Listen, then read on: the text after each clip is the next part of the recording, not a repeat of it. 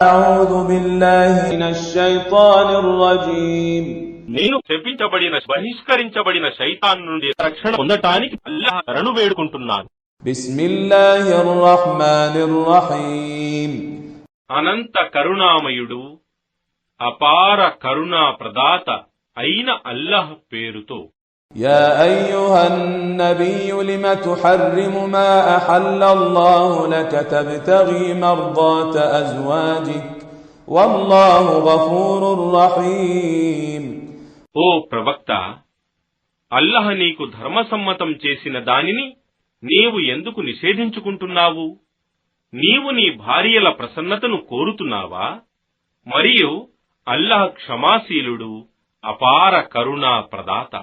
قد فرض الله لكم تحلة أيمانكم والله مولاكم وهو العليم الحكيم వాస్తవానికి అల్లాహ్ మీ ప్రమాణాల పరిహార పద్ధతి మీకు నిర్దేశించాడు.